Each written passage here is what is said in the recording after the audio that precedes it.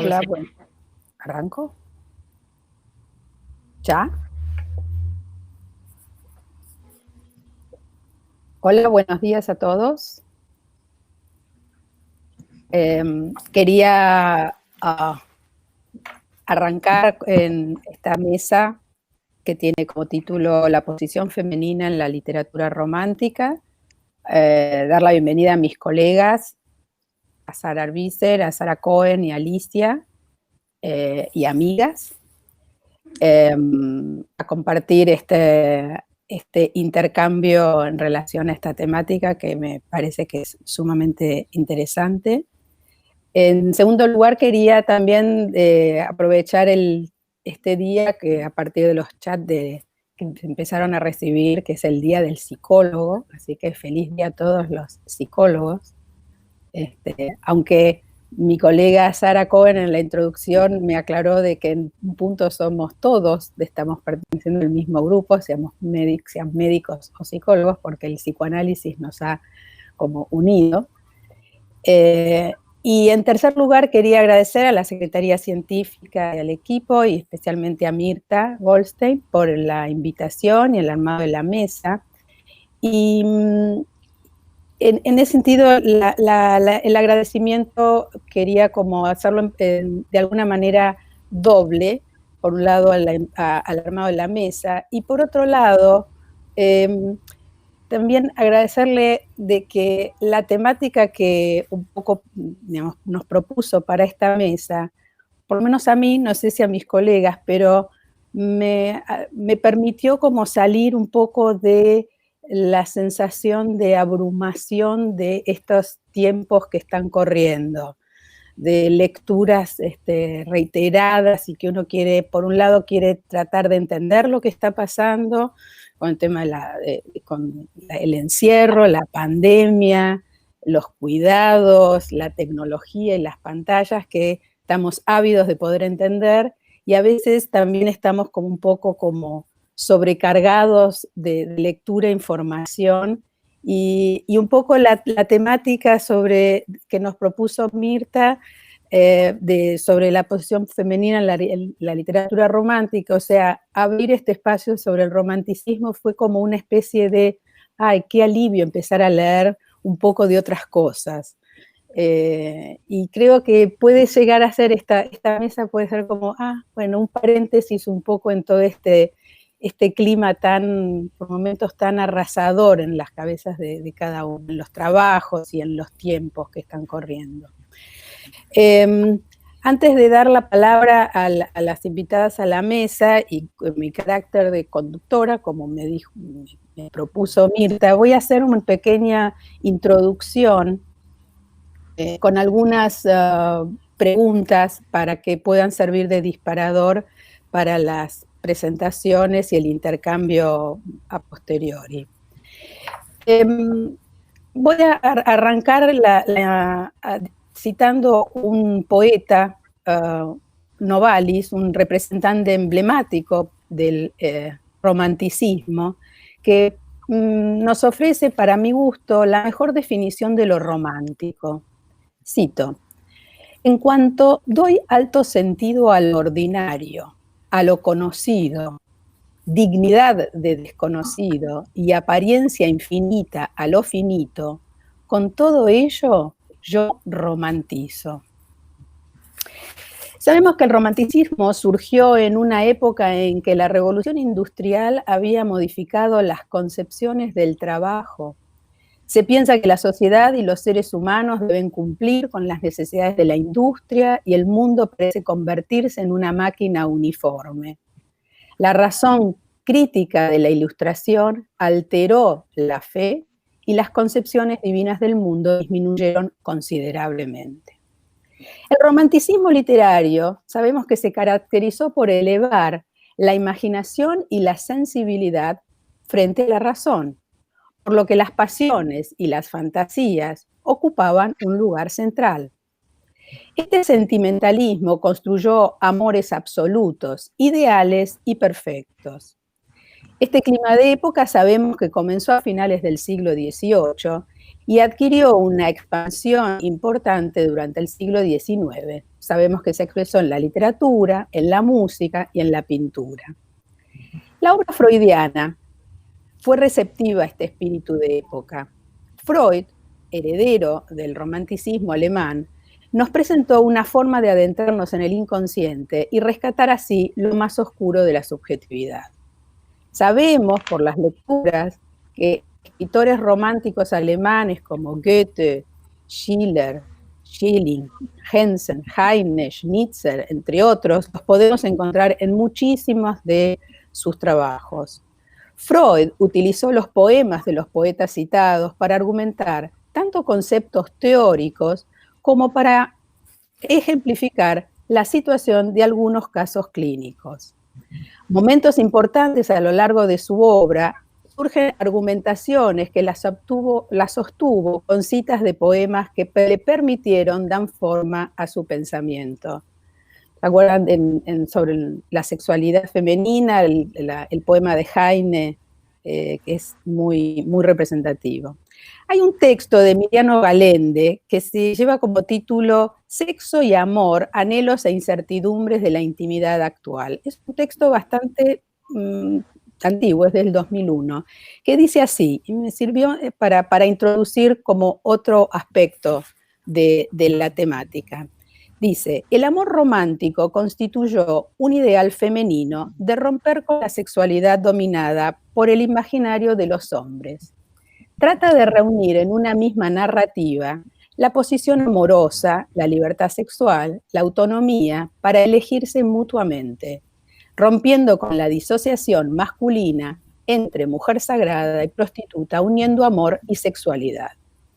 Esta cita me habilita a poder resaltar el lugar que ocupó la mujer en el psicoanálisis. Freud, sabemos que escuchó las íntimas y secretas confesiones de las mujeres y las colocó en un espacio totalmente distinto. Fue el primero que escuchó la voz de esa mujer que hablaba con su cuerpo, de su sexualidad reprimida. Sabemos de la mujer freudiana porque un día una de ellas le pidió a Freud que callase para que la dejara hablar. Cito Emmy von N. 1895. No debe estar preguntando siempre de dónde viene esto o esto otro, sino dejarme contar lo que tengo para decirle. Cierro la cita. Hoy, las lecturas feministas reivindican al romanticismo como aquel movimiento que le dio una fuerte participación a las mujeres, revalorizando el sentimiento y la individualidad que eran consideradas cosas de mujeres, debilidad del espíritu o flaqueza de voluntad. El lenguaje sentimental de las mujeres permitió a que el amor romántico dé visibilidad a los aspectos deseantes de la subjetividad de las mujeres. Así como el romanticismo rescata el lado transgresor y liberador, también muestra un aspecto de la mujer muy dependiente del hombre.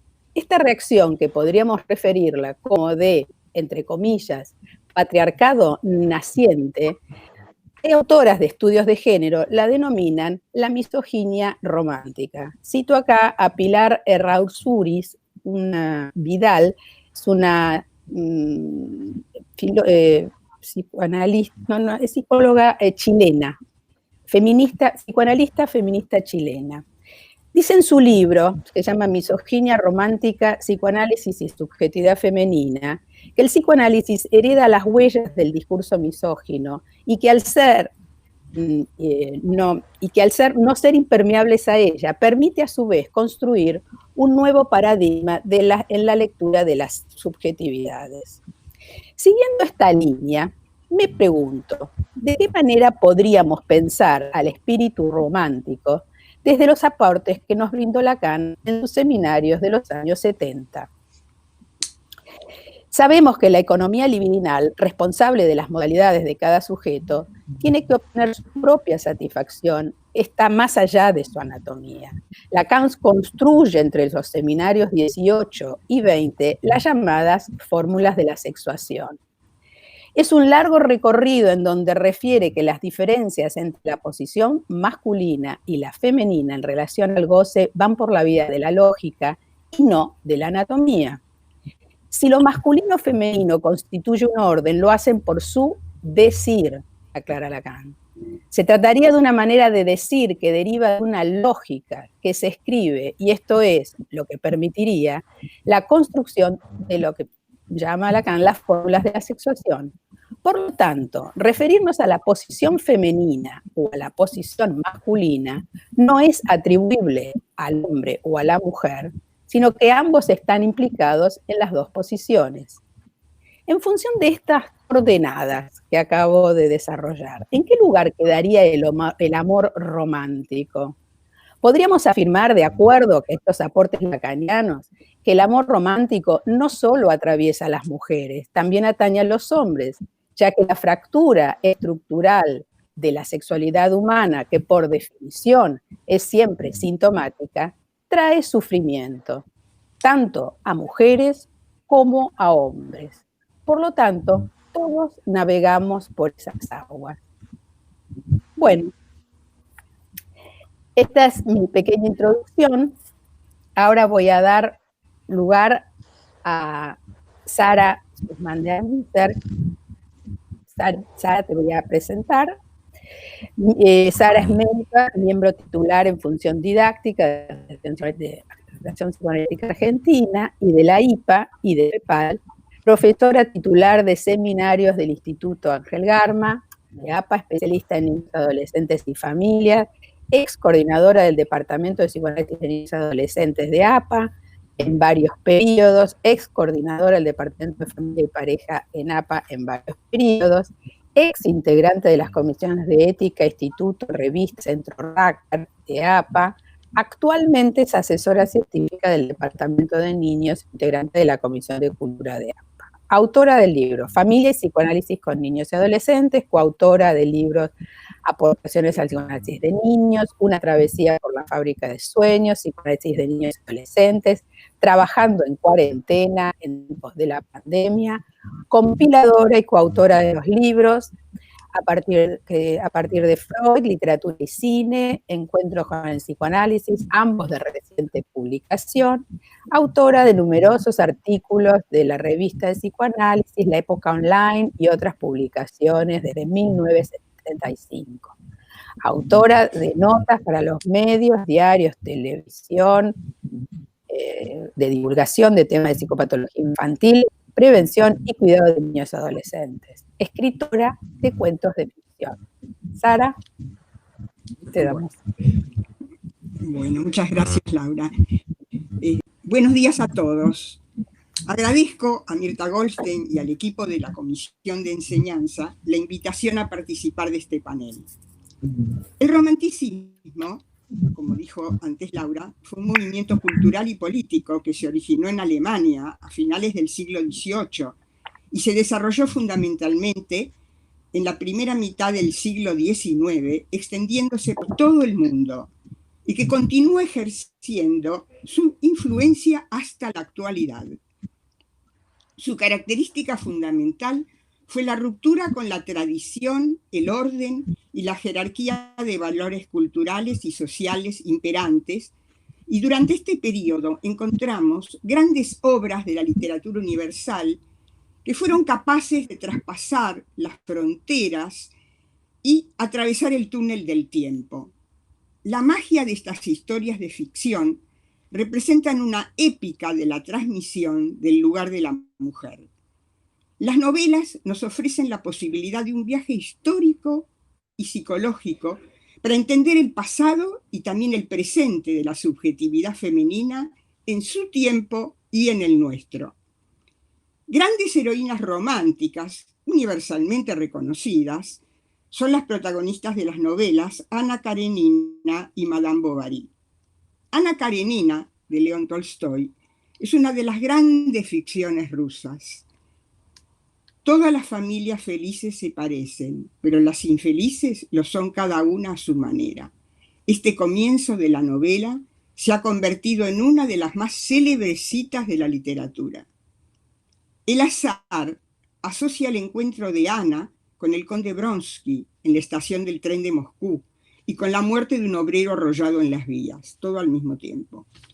La ilusión de amor asociada a un encuentro con la muerte, es el inicio de esta desesperada y trágica pasión de esta mujer de elevada posición social, casada y madre de un hijo. Muere, finalmente, porque tuvo la pretensión de ser libre de decidir a quién amar y comete su suicidio arrollada por un tren, el lugar donde se inició su pasión. Tolstói se atrevió a indagar en el alma femenina y escandalizar a la sociedad con una historia de adulterio que cuestionaba la institución matrimonial porque castigaba precisamente a las mujeres. Ana Karenina aparece ante los ojos del lector como un mártir en un mundo y un tiempo injustos, donde los hombres no pagan ninguno de los precios a los que las mujeres sí estaban obligadas. Por ejemplo, el hermano de Ana, cuya infidelidad sin castigo da inicio a la novela. Por otro lado, Bronsky, el amante, se mueve con total libertad en todos los círculos. Es ella la proscripta. Mientras él se pasea por el teatro de la ópera sin recibir siquiera una mirada de reproche, Ana es insultada por una mujer desde el palco contiguo. Mientras él va al casino, a una fiesta, ella permanece en la penumbra de sus habitaciones. Al igual que Ana Karenina, Madame Bovary, la historia de Gustave Flaubert, habla de una mujer con un matrimonio infeliz y unos sueños románticos que chocan con la realidad y que también termina suicidándose. Con ambas heroínas emerge un nuevo tipo de imagen femenina que se rebela contra lo establecido, se deja llevar por sus pasiones y rompe con los cánones impuestos por la sociedad tradicional. Emily Brontë escribió Cumbres borrascosas, una de las novelas más extrañas de la literatura de su época y de todos los tiempos. No se trata de un relato romántico, como se suele etiquetar a las narraciones sentimentales, ni de un texto decadente, ni de una historia rosa, ni es literatura femenina en el sentido peyorativo que suele circular. Nada de eso. Si esta ficción sigue encendiendo nuestra pasión al cabo de los años y promoviendo estudios de ensayistas, críticos, poetas y filósofos, es porque reúne las más inquietantes emociones del espíritu humano: la fuerza del amor y el fantasma de la muerte, y con el agregado de apariciones sobrenaturales, noches sin luna y efectos de misterio y terror. Catherine, la protagonista y heroína, para explicar su pasión por Heathcliff, el otro protagonista, también un héroe, grita: Heathcliff soy yo. Y también dice: él es mi gran razón de existir. Si todo lo demás pereciera, pero quedara él, yo seguiría existiendo. Si, en cambio, quedara todo lo demás y él fuera aniquilado, el universo se me volvería totalmente extraño. No me parecería formar parte de él. Podemos reconocer el deseo universal de encontrar al otro ideal. Una de las ediciones de esta novela está prologada por Victoria Ocampo, que hace hincapié en la biografía de la autora. Un padre clérigo, un hermano muy amado, pero borracho y fantasioso, dos hermanas escritoras, vivir en una región salvaje azotada por el viento y la presencia de algunas tumbas en su vida, ya que su madre murió a sus 6 años de edad y dos hermanas mayores fallecieron muy poco tiempo después. No es de extrañar que cuando de niña empezó a escribir historias, estas estaban con personajes que volvían de entre los muertos. Desde su sombrío mundo interior, el amor adopta su forma más devoradora y absoluta, una relación cuasi incestuosa, extrañamente carente de erotismo, un amor que traspasa los límites de lo terrenal e incluso de la muerte. Un detalle importante: en Crepúsculo, literatura menor, pero fue una saga de 4 tomos del amor entre una joven humana con un vampiro, y que las adolescentes leían hace algunos años, las devoraban en realidad en casi todo el mundo, la protagonista tiene como libros de cabecera Romeo y Julieta y Cumbres borrascosas, 2 historias de amores imposibles que el paso del tiempo no ha podido destruir. Emily Brontë publica esta novela con el seudónimo Alice Bell, apodo masculino, para conseguir ser publicada en 1847, ¿no? A los 29 años de edad, un año antes de su muerte por tuberculosis. Recién en el siglo XX la novela empezó a disfrutar de la popularidad y de la consideración crítica que merecía. Con el paso del tiempo, Cumbres Borrascosas se ha convertido en un clásico, en uno de esos textos excepcionales que, como Frankenstein o Drácula, nunca podemos dar por finalizada su lectura. Sí, sí, sí. También son de este periodo Orgullo y Prejuicio de Jane Austen, publicada en 1813 como una obra anónima, tras haber sido rechazada inicialmente. La familia Bennet, con sus 5 hijas casaderas, son el centro de la historia. La llegada al vecindario de un hombre soltero de considerable fortuna provoca esperanzas a la señora Bennet de casar a una de sus hijas con él. La primera frase de esta ficción ya nos anticipa el tono irónico que dominará. Es una verdad mundialmente reconocida que un hombre soltero, poseedor de una gran fortuna, necesita una esposa. Es un retrato magnífico de la sociedad de la época, con diálogos mordaces y continuos malentendidos, y cuestionando a la institución matrimonial. Hay algo de Cenicienta, pero tomado en forma irónica. La más hermosa se casará con el príncipe.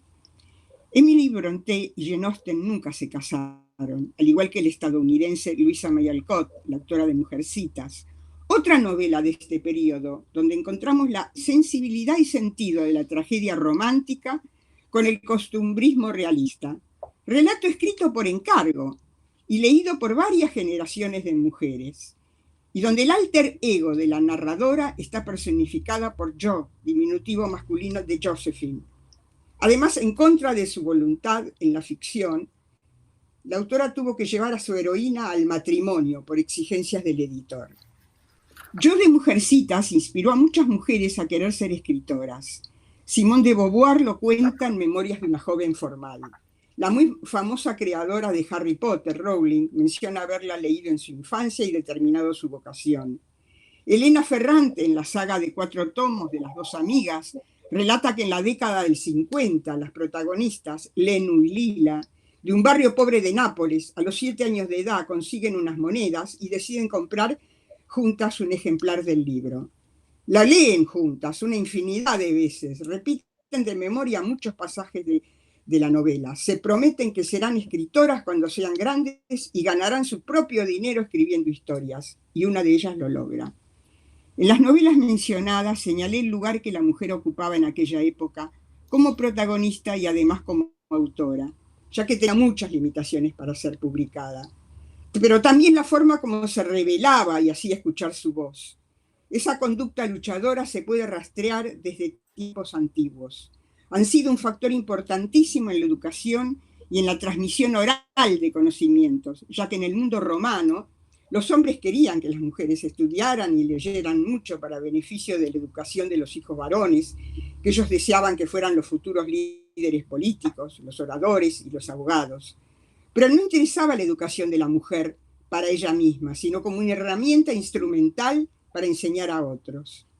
Parece fascinante un hecho bastante desconocido que Irene Vallejo cuenta en su libro El infinito en un junco, y es que el primer texto no anónimo de la antigüedad lo haya firmado una mujer, una princesa y sacerdotisa Acacia, hija de Sargón el Grande, que vivió 1300 años antes de Homero, hace aproximadamente 4300 años, y se llamaba Enheduanna y escribía poesía.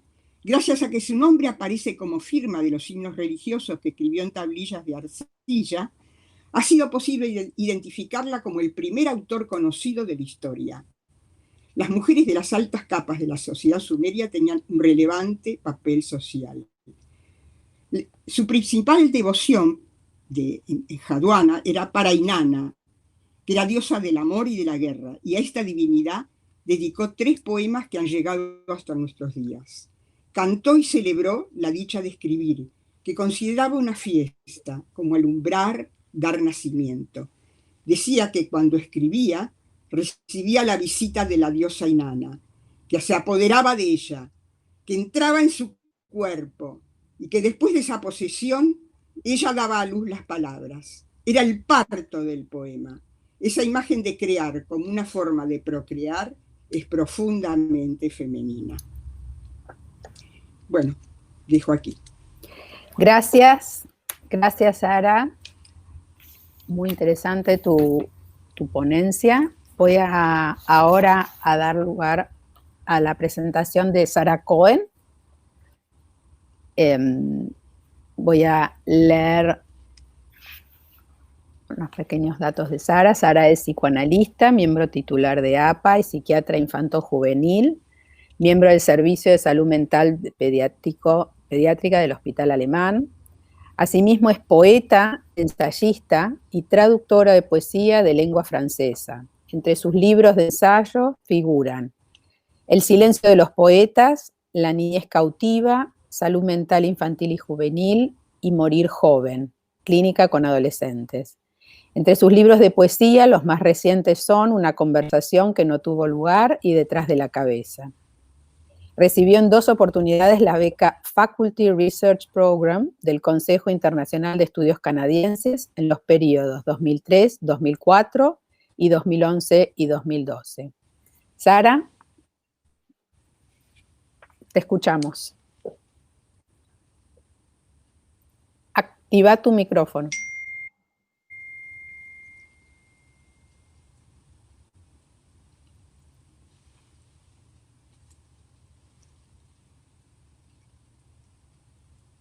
No te escuchamos, Sara. Activa tu micrófono. Rojo, tenés que cliquear arriba del micrófono.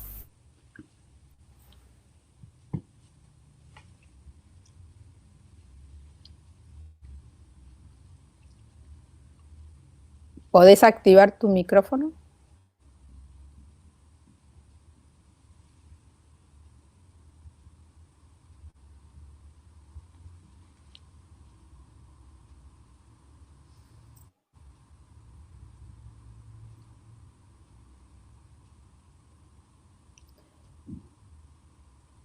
No te escuchamos, Sarita. Tenés que activar el micrófono.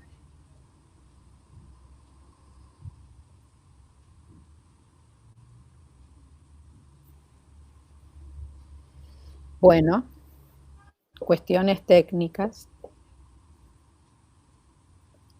Ocurre. Un minuto que ya ingresa, por favor. Bueno.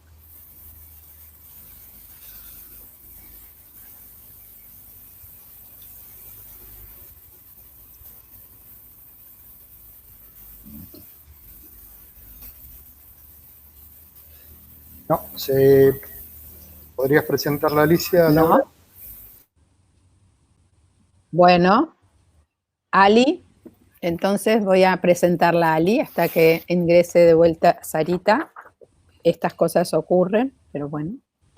Bueno, Alicia Kilner, psicoanalista, médica de la UBA, Colegio Nacional de Buenos Aires, miembro titular en función didáctica de la Asociación Psicoanalítica Argentina, ex docente de psiquiatría en la Facultad de Medicina UBA y docente de seminarios del Instituto Ángel Garma y Centro de Estudios José Blecher, coautora y compiladora de varios libros, Psicoanálisis, Ficción y Clínica, de Letra Viva del 2014, Actualizando la Clínica Lacaniana del 2012, artículos en revistas nacionales y extranjeras, entre otros, Las mujeres que escriben se suicidan, Constancia del azar, del discurso al texto, El humor, un caldo que hierve en el caldero freudiano, y coordinadora de la formación para el interior en el periodo 2011-2014 de la Asociación Psicoanalítica Argentina. Alicia, te escuchamos. Bueno, no estaba nada preparada. Ay, Ale. Traumático. Les agradezco mucho esta oportunidad, tanto a la Comisión Científica, a Mirta y a las colegas que están compartiendo el espacio conmigo en este momento, que es un encuentro súper agradable con amigas, para hablar de un tema tan interesante, del que yo tengo pensado tomar en un aspecto más bien controversial, si se quiere, desde un texto que yo llamaría antirromántico. Es un texto que escribió Flaubert, ¿no? Que lucha por una escritura que encuentre la palabra justa, pero a mí me parece muy interesante además la otra cuestión que está en juego, que la mencionó un poco Laura al comienzo, que es que Freud en su historia, en su vida intelectual, se encuentra acaballado entre una fuerte raíz romántica a la que tiene que hacer articular con el racionalismo propio de su época. Me parece que ese lugar límite en el que se encuentra Freud es el lugar que todavía hoy se nos exige a los analistas articular, ¿no? Y eso es muy complejo. Cuando Flaubert, que es una especie de romántico antirromántico, aunque disculpen esa especie de rara expresión, escribe esta novela, venía a describir otras cosas que los amigos críticos, pero constructivamente amigos, le habían recomendado que tirara al fuego. Y con esta novela, que es un folletín por entregas, va a tener un juicio por obscenidad. Ese juicio lo va a catapultar a la fama y es el único éxito de ventas que él haya tenido en su vida.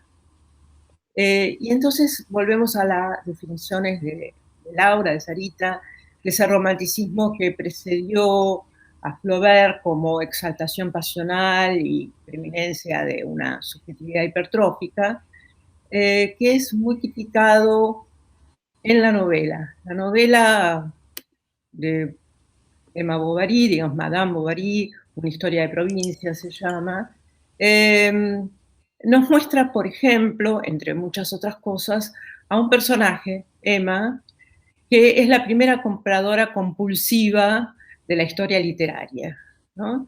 Una mujer joven que fracasa en sus intentos de amar, vive entre pasión, desilusión, aburrimiento, hasta que se precipita al suicidio. Ella se casa con un médico rural, pero tiene una especie de insaciabilidad, insatisfacción permanente, tratando de escapar a las banalidades de la vida de provincia. Resulta finalmente ser ella una persona igualmente banal. Y yo diría que para presentar a Madame Bovary, en principio, podríamos decir que Bovary es una mujer sitiada entre hombres, básicamente yo diría entre tres hombres. Uno es su marido, que es un médico mediocre de provincias. El otro será Monsieur Lheureux. Espero que presten atención a esta palabra, Lheureux, porque quiere decir señor feliz, que es el que se encarga de venderle todas las novedades de la moda. Y hay toda una cuestión de la moda que está muy, yo diría que podríamos vivirla como muy actual en la novela, ¿no? Está toda la cuestión de la novedad siempre en juego, esa novedad con la que Lheureux la tienta a la ingenua Emma, diciéndole que el dinero no importa, que ya en cualquier momento le va a poder pagar. Y el tercer hombre que está rodeando a esta mujer, tercero, después habrá cuartos, quintos también, ¿no? Pero el tercero yo diría que es Homais.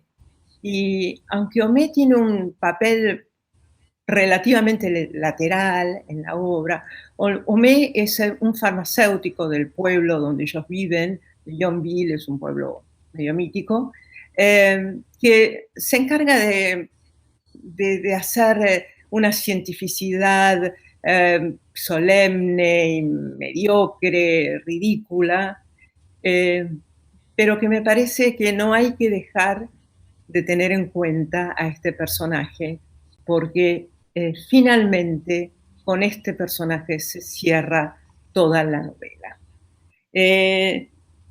Como me han dejado así un poquito de repente con todo esto, bueno, les cuento además algo que quisiera ahora, que después de decirlo, si puede, Guille me pase el video que le pedí. Emma es una persona absolutamente cambiante, polifacética, que puede adquirir cualquier faceta, cualquier semblante, según el momento de su vida, según la circunstancia en la que esté. ¿Le puedo pedir a Guille que pase el video? Guille, esto, siempre estas cosas parecen una sesión de espiritismo, ¿no?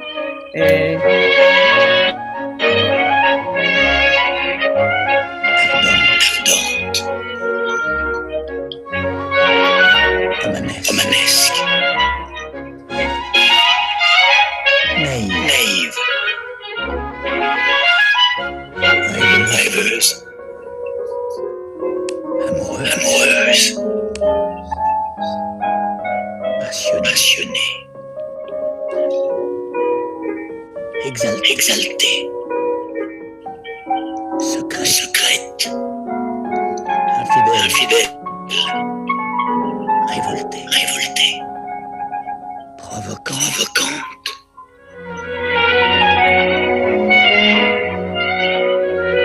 Audacieuse. Désespérée. C'est Emma Bovary.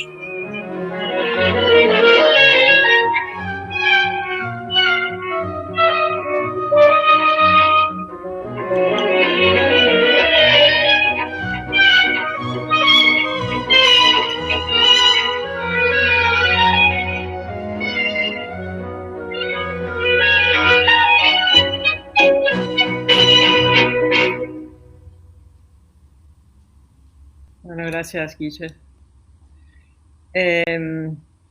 Bueno, vuelvo aquí para decirles que toda esa enorme cantidad de semblantes que Emma puede llegar a desarrollar está medio resumido acá en esta magnífica versión de Chabrol con Isabelle Huppert, que comete el único pecado, que es tener el pelo pelirrojo, cuando Madame Bovary en todas las versiones, por supuesto la original, tiene el pelo negro. Pero esta versión es magnífica, hay versiones de toda clase, color, incluso hay una versión moderna, pero hay una, les cuento que es muy graciosa, que es argentina, de 1947, con Mecha Ortiz y Roberto Escalada, donde los personajes están vestidos de época, todo, pero hablan con acento porteño de los años 40. Pero si la quieren ver, es bastante fiel al original, o sea, todo lo fiel que se puede ser. Bueno, y allí tenemos a Emma me gustaría recortar especialmente el momento en que ella se la ve en el baile. El baile es un momento absolutamente, es un cenit en su vida, porque ella participa de una escena que es exactamente su escena soñada, y es la escena con la que ella seguirá soñando el resto del tiempo, esa y otras. Lo que quería recortar es la ensoñación dentro de la ensoñación. Ella está en el baile y de pronto es como si se volviera hacia adentro de su propia ensoñación.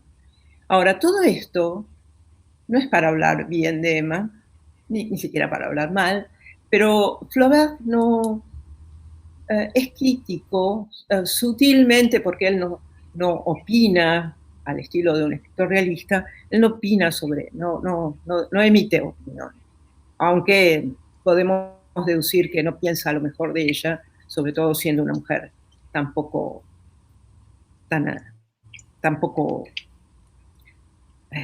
discreta, digamos, ¿no?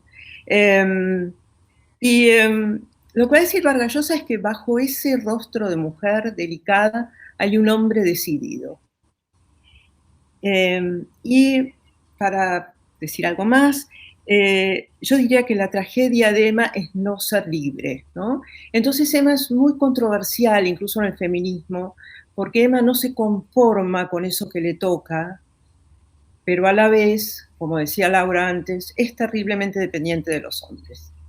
Entonces, ¿cuán feminista puede ser como emblema Emma Bovary, ¿no? Emma se enreda finalmente con amantes y se enreda finalmente con deudas, ¿no? Porque Emma confunde la delicadeza de sentimientos con la belleza de los productos, de los objetos materiales y su estética, ¿no? Hace una especie de rara confusión. Ha sido comparada muchas veces Emma Bovary con Don Quijote, porque Emma Bovary es una enferma de leer novelas románticas. Es alguien que ha leído, pero no ha entendido nada. Y bueno, ¿cuál es el lugar que hay que darle a la lectura y a la fantasía y a la ensoñación, ¿no? Porque me parece que esa es una gran pregunta que todavía el psicoanálisis no termina de cerrar, como muchas otras que me surgieron a mí en la preparación de esta mesa. Ella escandaliza su mundo, haciéndose ver con sus amantes, despreciando totalmente su maternidad. Tiene una hija, como es hija mujer, no le importa, no la cuida. En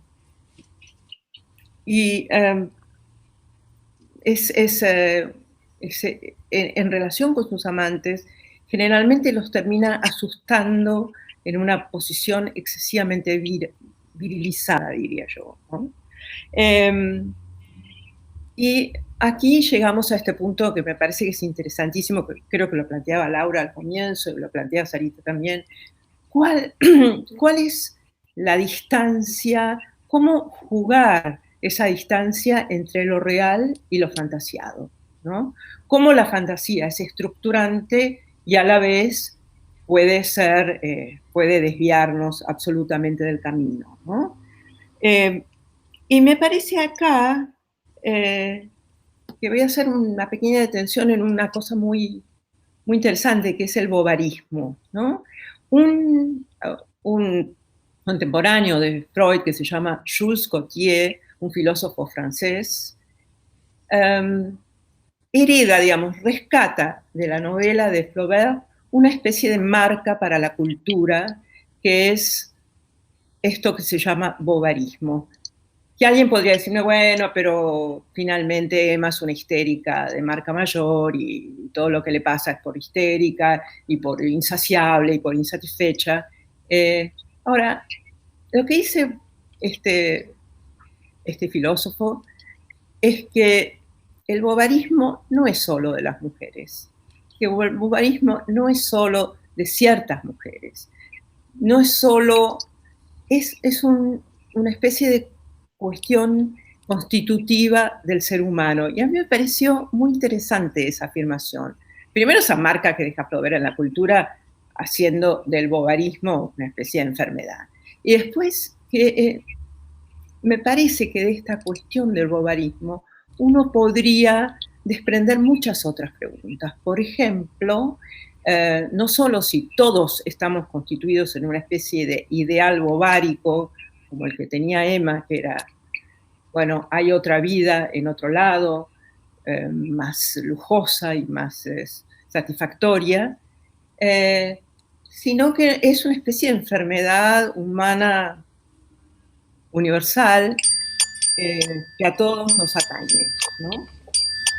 A mí me pareció interesante esa cuestión, sobre todo, claro, me preguntan si es bovarismo o histeria. Bueno, por supuesto, Jules, este filósofo, no había leído a Freud porque era su contemporáneo, pero me parece que es interesante para extender el rango de la pregunta. ¿Es solamente Emma una histérica cualquiera o Emma padece de lo que padece todo ser humano? Y la otra pregunta que para mi gusto se desprende de esta es si todo deseo es un deseo histérico. Si la mejor constitución que nos puede tocar es una estructura histérica. Igual, bueno, acá me vienen 1000 preguntas sobre la posición femenina, pero ahora no las puedo ni leer, pero más adelante seguramente vamos a hablar de eso, porque a mí me parece que este es todo un tema, ¿no?, para tener en cuenta hasta qué punto lo histérico y lo femenino y lo universal y el deseo se imbrican unos con otros, ¿no? Porque yo pensé muchas veces, preparando esto, el deseo es metonímico, eso es lo que le pasa a Emma, ¿no? Emma lee novelas románticas, piensa que existe una vida en París, que es maravillosa, que ella vive en provincia, si es una mujer, y entonces está totalmente limitada, pero que si ella lograra vivir en París, sería finalmente feliz. Ella tiene una especie de trilogía, digamos, que es felicidad, pasión y embriaguez, ¿no? Ella quiere vivir en una especie de fraternité, liberté, égalité, pero del lado de la pasión y de la embriaguez. Que si ella llegara a París, eso sucedería. ¿Ya me falta poquito? ¿2? Bueno, ya termino. A mí me parece que estas son las preguntas que el romanticismo plantea. ¿Hasta qué punto la representación fantasmática de la ensoñación diurna, porque acá estamos en un plano de ensoñación diurna como esa que citaría Bachelard en la poética de la ensoñación? ¿Hasta qué punto eso no es una enfermedad universal, ¿no? ¿Hasta qué punto estamos obligados a ensoñar? Y también estamos obligados a leer, ¿no? Porque Zizek lo que va a decirnos es, el cine nos enseña cómo desear, y yo creo que la literatura tiene la misma función. Acá corto y seguimos.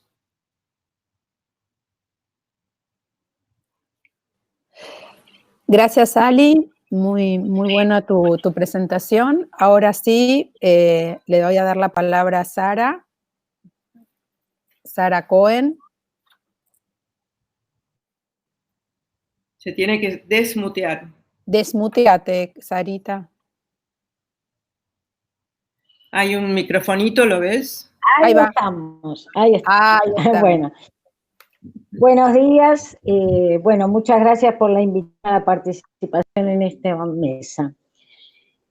He elegido para esta exposición a una poeta romántica, Emily Dickinson. Pero antes de ingresar a sus textos, voy a trazar algunas relaciones existentes entre el romanticismo y el psicoanálisis.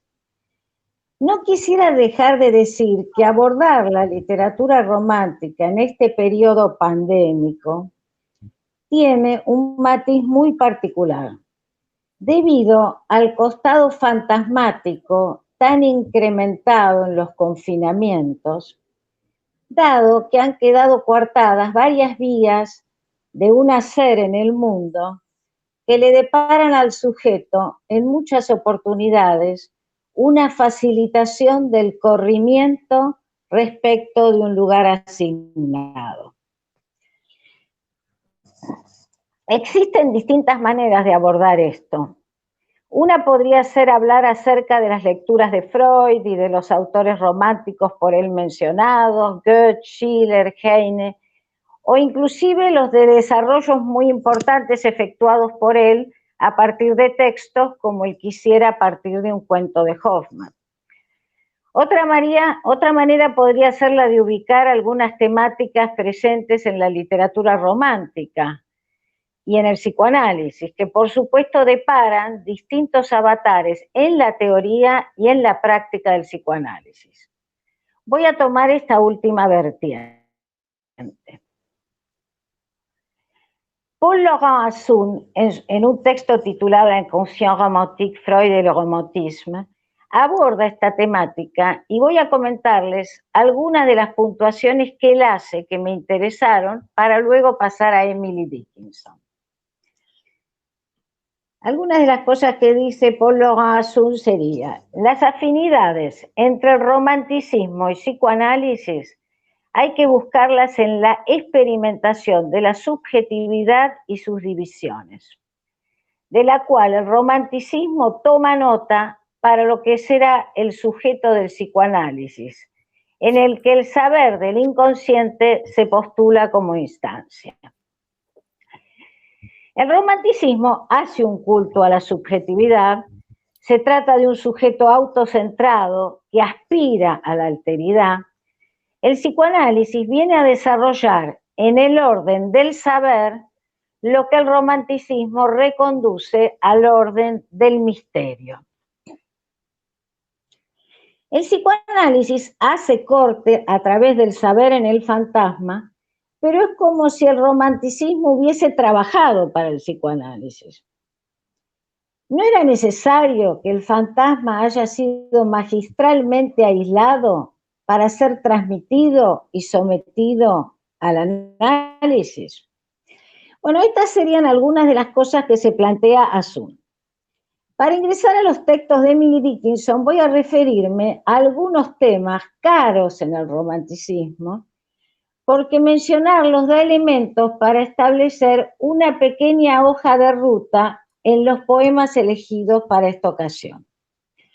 Voy a decirlo con las palabras de María José Binetti en un artículo titulado El romanticismo de la angustia, de Kierkegaard, Heidegger y Lacan. El sujeto romántico es tan singular como universal, tan finito como infinito, tan real como ideal, tan afectivo como racional, tan cuerpo como alma. En el cruce de ambas determinaciones opuestas, él se constituye como personalidad por la acción libre de la fantasía. La personalidad singular es, para el romántico, una obra de arte, un poema encarnado, una invención lograda en el juego con la belleza, en la producción de la propia humanidad. La fantasía cumple una función mediadora por ser ella el órgano de la infinitud ideal reflejada sobre lo finito. Hasta aquí lo que dice María José Binetti. Daré algunos datos de la historia de Emily Dickinson.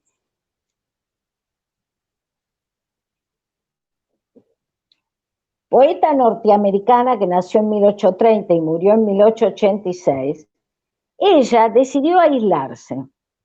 Y en la casa paterna, a los 30 años, su retirada era absoluta, dedicada a las tareas domésticas y a escribir, vestía siempre de blanco.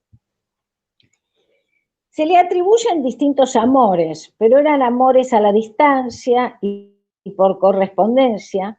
También se le ha atribuido un amor por su cuñada, hacia la cual se conocen cartas muy fervorosas. De hecho, la cuñada fue la única persona que conoció su obra antes de su muerte, porque tan solo 5 poemas de más de 800 que escribió fueron publicados en vida de la poeta y en forma anónima. Se infiere que su amor por un pastor presbiteriano y el dolor causado por él mismo fue causa de su aislamiento progresivo. Lo cierto es que su literatura dice mucho y distintas lecturas son posibles a la hora de encontrar destinatarios. El amante, la naturaleza, Dios y la muerte están ahí de una manera única que ella logró condensar en su escritura. Silvino Campos se dedicó a traducirla y me basaré en esas traducciones teniendo en cuenta esa curiosa comunión femenina que pudo fugarse en la tarea de traducir. Incluiré algunas palabras al respecto hacia el final, acerca de la disciplina y la traducción, largando simplemente una pregunta: ¿qué desafiaban estas mujeres con la escritura? Tal como Gilles Deleuze ha escrito en su texto La literatura y la vida, escribir es un punto de devenir y que desborda cualquier materia vivible o vivida. Un proceso, es decir, un paso de vida que atraviesa lo vivible y lo vivido. La escritura es inseparable del devenir. Escribiendo, dice Deleuze, se deviene mujer. Dice más adelante en el texto, no se deviene hombre, en tanto que el hombre se presenta como una forma de expresión dominante que pretende imponerse a cualquier materia. Luego, más adelante en el texto, dice Deleuze, la vergüenza de ser hombre, ¿hay acaso una razón mejor para escribir? Y luego, más adelante en el texto, dice, devenir no es alcanzar una forma, identificación, imitación, mímesis, sino encontrar la zona de vecindad. Entonces, bueno, la zona de vecindad de Emily Dickinson, eso, la escritura de Emily Dickinson, hay que pensarla que no fue sin su encierro, ni sin el carácter inédito de sus poemas. Intrínsecamente a la búsqueda formal que los vuelve valiosos a estos poemas, se encuentra solapado bajo lo místico su imperioso anhelo amoroso, y en eso estriba la fuerza de sus poemas.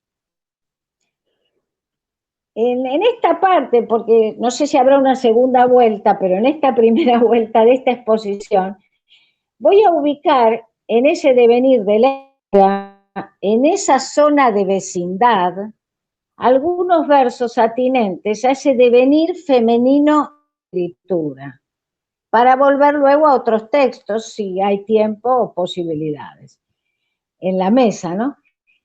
Tal malabarista, o sea, tal malabarista de las palabras, Emily Dickinson, entreteje a través de sus textos temas cruciales de nuestros devenires, como psicoanalistas y como analizados, es decir, velo, deseo, angustia, infinito, finito, muerte. Para leerles dos poemas en principio, uno dice así: un encanto reviste una cara, imperfectamente entrevista. La dama no se atreve a levantar el velo por miedo de que desvanezca, pero escudriña más allá de su ser y desea y no acepta, no sea que la entrevista anule un deseo, que esa imagen satisface. Bueno, este es uno. Dudaba con qué otro poema hacer par en esta situación de la lectura para dejárselos acá a la espera de lo que se retome, y opté por uno que del velo deseo de este poema nos conduce de manera magistral a la angustia de la finitud.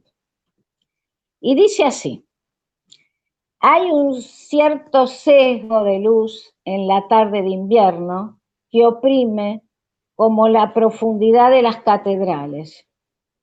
Si la herida nos da, no podemos encontrar la cicatriz sino la diferencia interna donde está el significado. Nadie puede describirlo, nadie. Es el sello desesperando, una imperial aflicción enviada del aire. Cuando llega, el paisaje escucha sombras, contiene un hálito. Cuando parte, es como la distancia en la mirada de la muerte. Bueno, hasta aquí ahora, con la elocuencia de este poema, con esta posición reveladora que adquiere la escritura de Emily Dickinson, pero no quisiera dejar de mencionar el eco que ella ha tenido en otra mujer, en su traductora, Silvino Campo, a través de unos versos de Silvino Campo. De ahí me gustaría, quizás por lo que dicen estos versos Silvino Campo, retomar este tema de la puerta y del detrás de la puerta en Emily Dickinson. No sé si vamos a tener la ocasión, porque veremos de acuerdo a lo que surge, ¿no? Pero bueno, hay mucho por ahí para retomar con eso. Y dicen así los versos de Silvino Campo, los primeros versos de un poema que se llama Espera. O sea, estos son los versos de la traductora, ¿no? Silvino Campo, espera, cruel es la noche y dura cuando aguardo tu vuelta, al acecho de un paso, del ruido de la puerta que se abre, de la llave que agitas en la mano, cuando espero que llegues y que tardas tanto.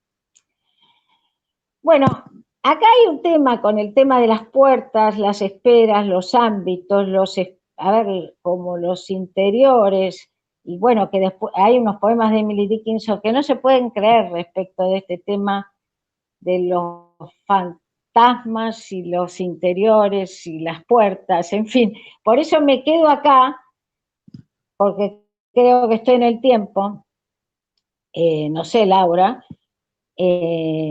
respecto de esto de algo de la traductora respecto del mundo de la traductora respecto de esto, de lo que implica elegir a una poeta como Emily Dickinson y los temas que se pueden jugar en el devenir de la escritura, que también podría ser a veces el devenir de la traducción. Bueno.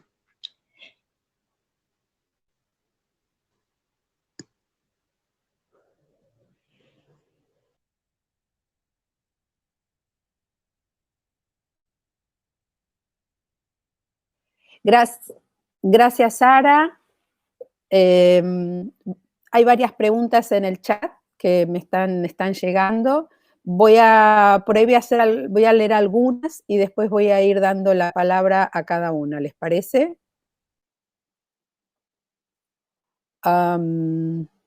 Bueno, Beatriz Seltzer pregunta, o hace una referencia, lo problemático es diferenciar qué es lo femenino y lo masculino.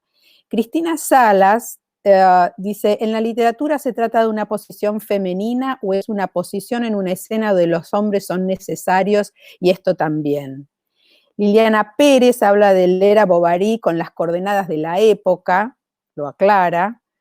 Raúl Massino también hace una referencia a si Emma sería una no neurótica. Creo que algunas preguntas están relacionadas con el texto que presentó Alicia. Margarita está para Alicia. ¿Puedes extenderte respecto al tema de la ensoñación?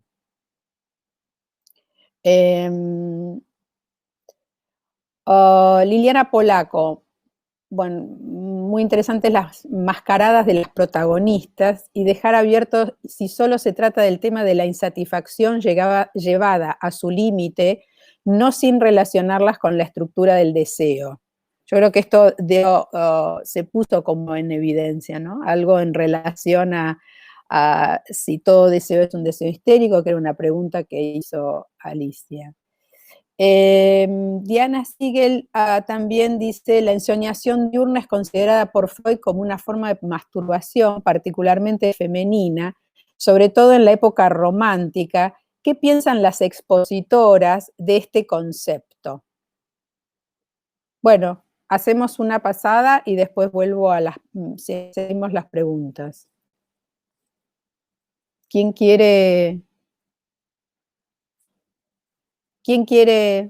responder? Ali.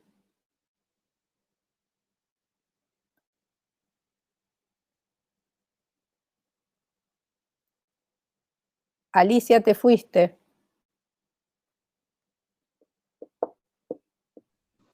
A ver, acá yo veo una pregunta. ¿Escuchás, Laura?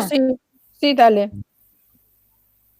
Yo acá veo una pregunta que me resulta interesante, que porque tiene que ver con lo que, bueno, con lo que venía desarrollando. No sé si te parece. ¿Qué dice?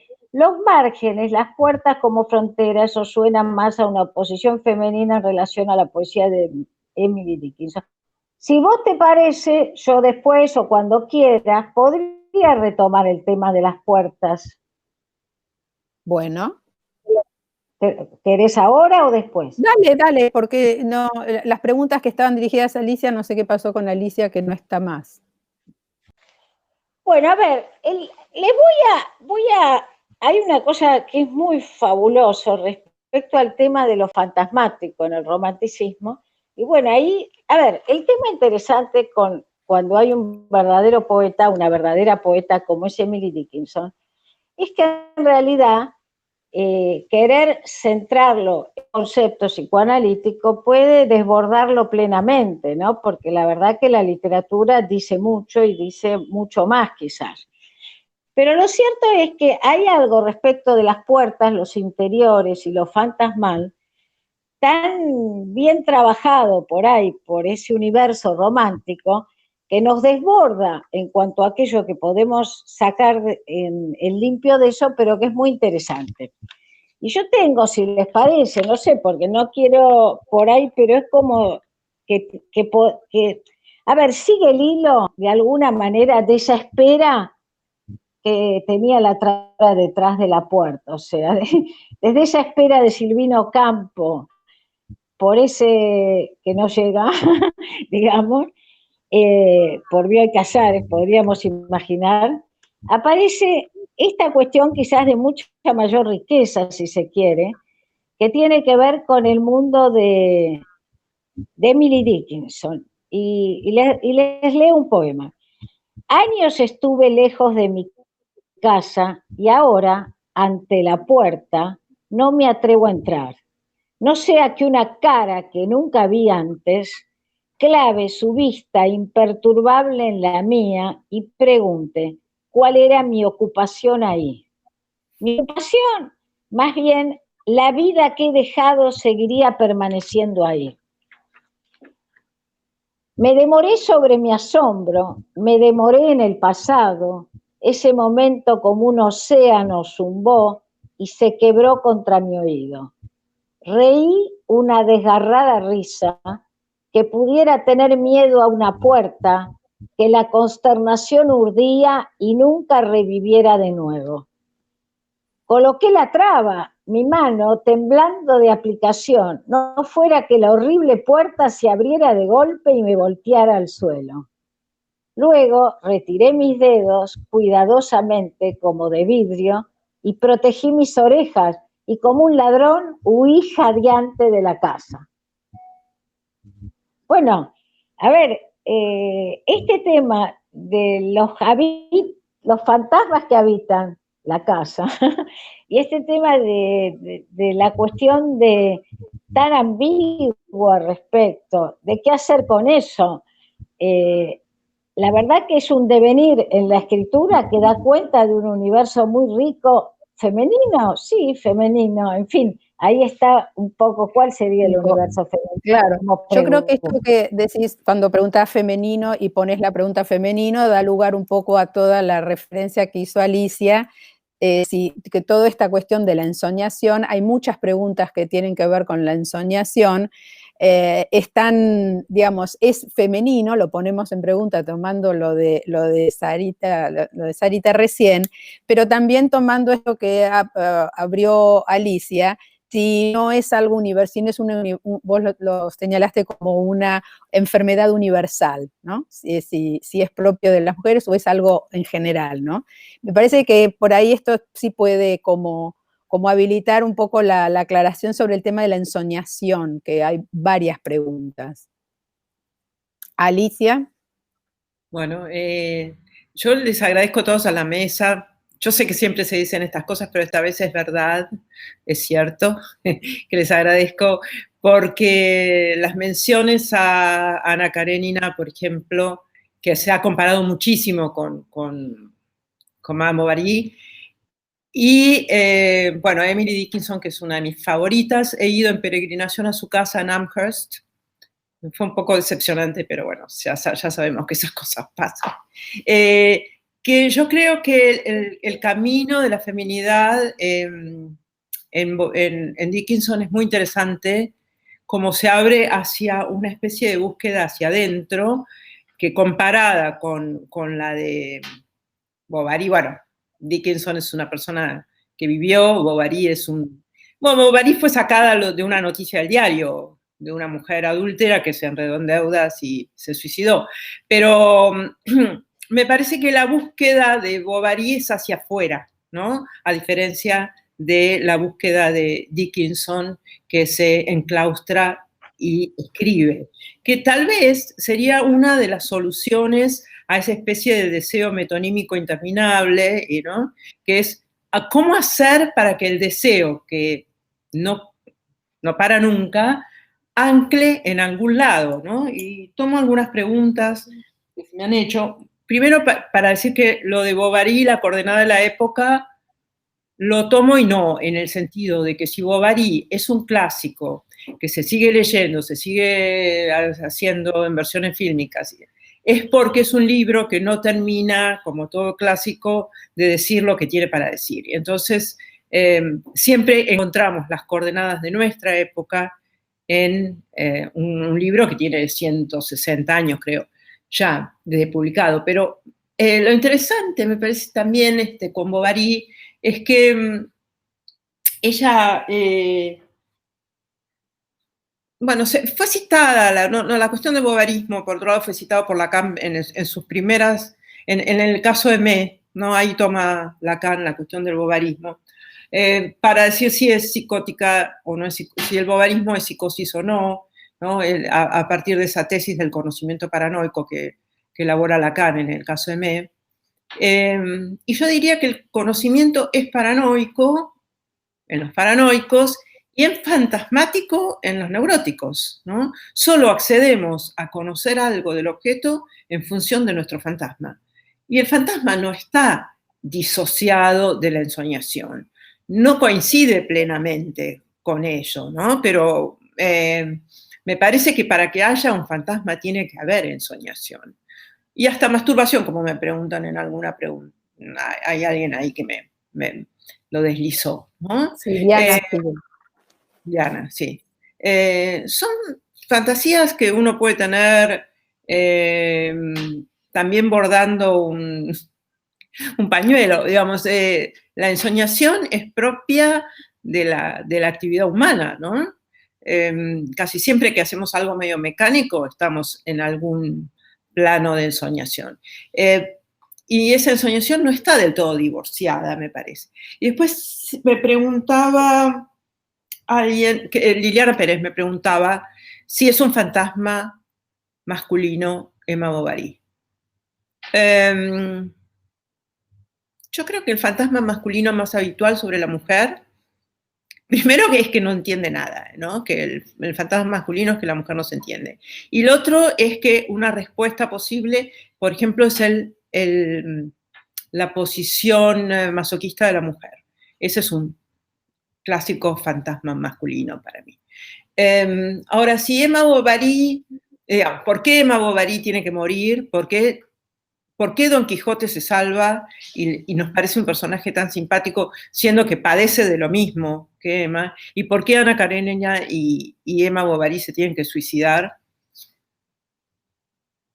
Si eso es el castigo que le aplica Flaubert o el autor castigándola por todos sus pecados y sus faltas como mujer, o porque esa distancia es una especie de marca trágica que todos llevamos puesto, ¿no? Que no, como dicen en Edipo, ¿no? Nadie sabe, no, lo dicen en Edipo en Colonna, dicen, nadie sabe si alguien fue feliz hasta que se muere, ¿no?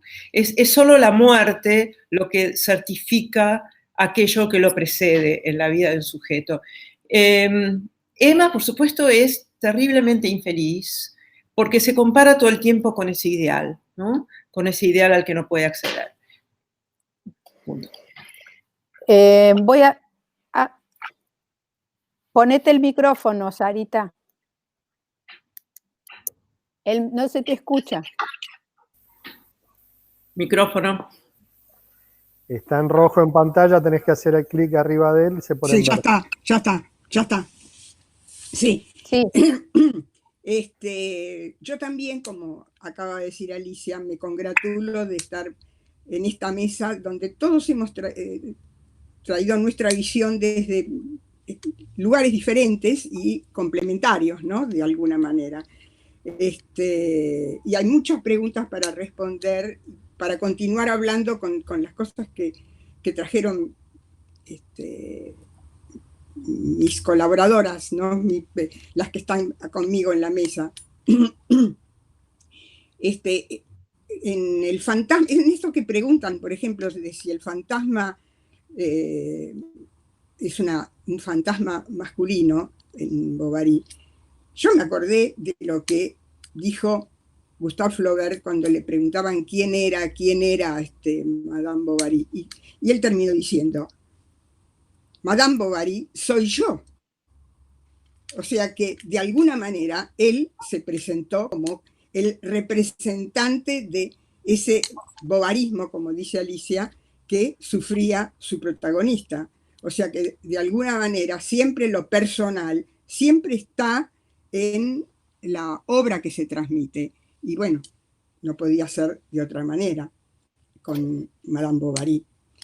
Ahora, con respecto a los otros temas, a las ensoñaciones, estoy de acuerdo que la ensoñación es algo que propio de las mujeres, como dice Diana, creo que lo plantea Diana Turhansky, propio de las mujeres, y que Freud lo señalaba también, ¿no? La ensoñación diurna como algo que propio de las mujeres, pero bueno, podemos agregar propio de los hombres también. Y me acordé de algo que también dice Irene Vallejo en su libro El infinito en un junco, refiriéndose a cómo existen tantos términos que son comunes a los textos y a los textiles. Y plantea que las mujeres, mientras estaban juntas y cosían y ensoñaban, porque hay, por ejemplo, muchos términos que corresponden a la escritura y a todo lo textil. Por ejemplo, el nudo de una historia, el desenlace de un drama, el hilo de la historia.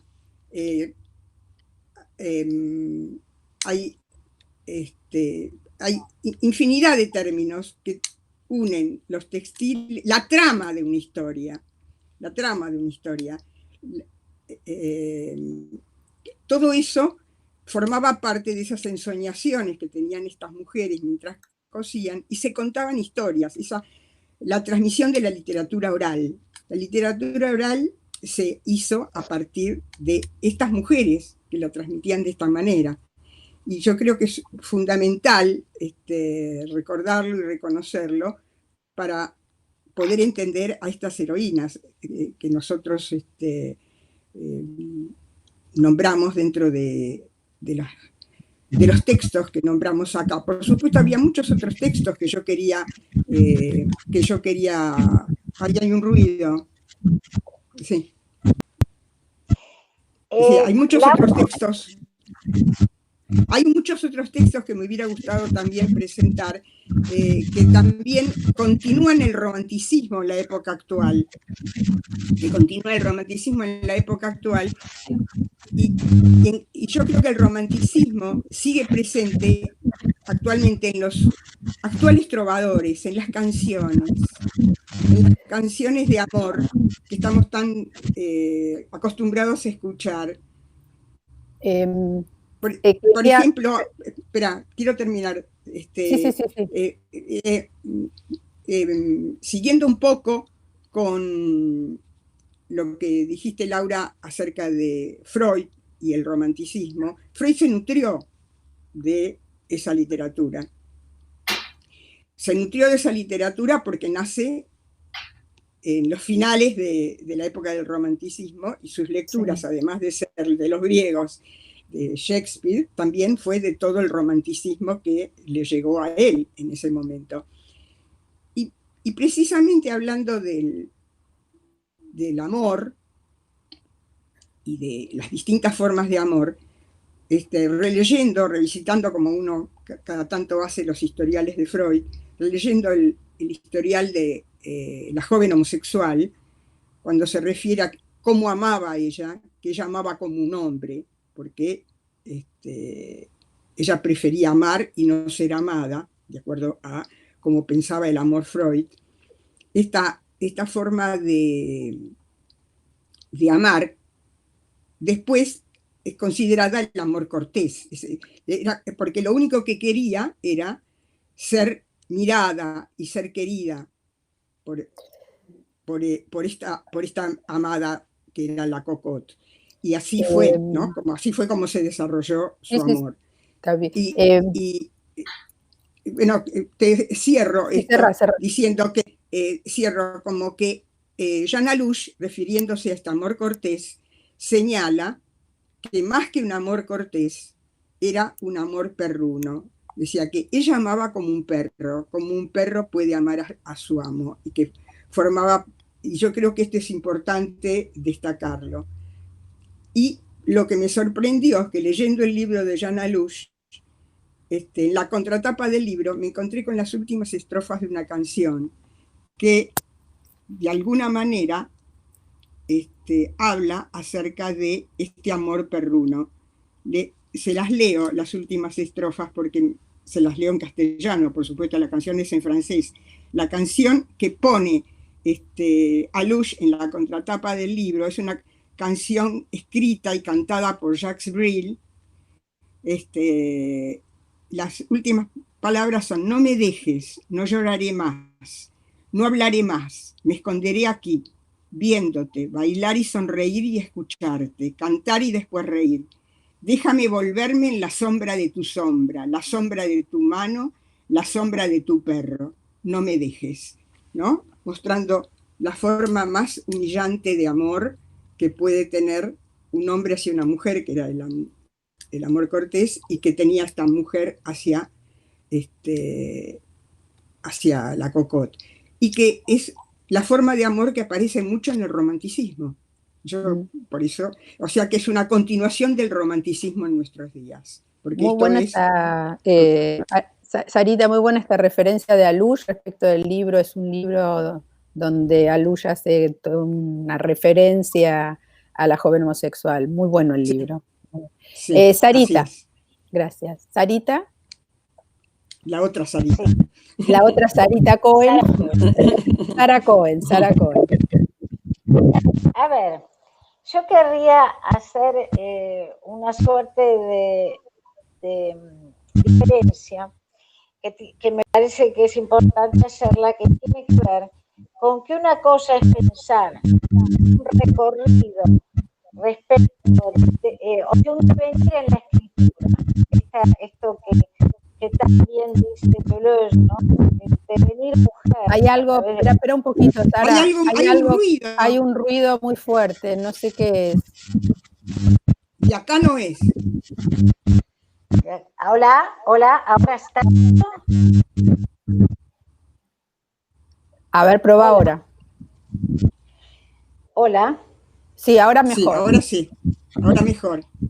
A ver, yo lo que decía es que es bueno establecer una diferencia. ¿Se escucha bien ahora? Sí. Sí. Es bueno establecer una diferencia en relación a lo que sería un devenir en la escritura, como lo plantea Deleuze, un devenir mujer en la escritura, el recorrido por ahí de una escritora hasta que encuentra esa forma tan propia y singular de decir, como un poco lo que venía tratando de seguir en Emily Dickinson. Y otra situación diferente respecto de nuestro estudio es tomar personajes de la ficción que deparan una riqueza, por cierto, muy grande, pero que no suponen en sí mismo un recorrido de escritura. ¿Será un recorrido de escritura del autor? O sea, son materiales de trabajo, me parece, diferentes. Lo digo porque nosotros, en la riqueza de todo lo que se planteó y de lo que escuché, tanto de Sara Arbieser como de Alicia Kilner, hay una búsqueda respecto de personajes que deparan un material muy rico de lectura desde esta visión de la posición femenina de la literatura romántica. En relación a lo que yo elegí ver qué pasa en el devenir de la escritura en una autora que se considera romántica y establecer algunos cruces con lo que la literatura pudo proporcionar al psicoanálisis, ese cruce tan singular por el cual el psicoanálisis nació embebido en la literatura romántica, porque Freud estaba absolutamente embebido en la literatura romántica. O sea que eso configura todo un universo cultural, simbólico, etcétera, que bueno, que hace al origen del psicoanálisis, que tiene mucho que ver con todo este universo fantasmático del que nosotros hablamos. Y cómo lo aborda el psicoanálisis, y qué cosas deparó, proporcionó, generó esa riqueza literaria. ¿Por qué dice que hay dos cosas distintas también? Yo no pondría tantas como fichas, digamos, en la ensoñación. Una cosa es la escritura, otra cosa es el sueño, el soñar, tan rico. Otra cosa es la estructura fantasmática. Y para la escritura, no sé si la ensoñación sirve tanto, es que es escribir. ¿Y de dónde surge lo que se escribe? ¿De dónde surge lo que escribe? Y surge, no sé si tanto de la ensoñación. Surge...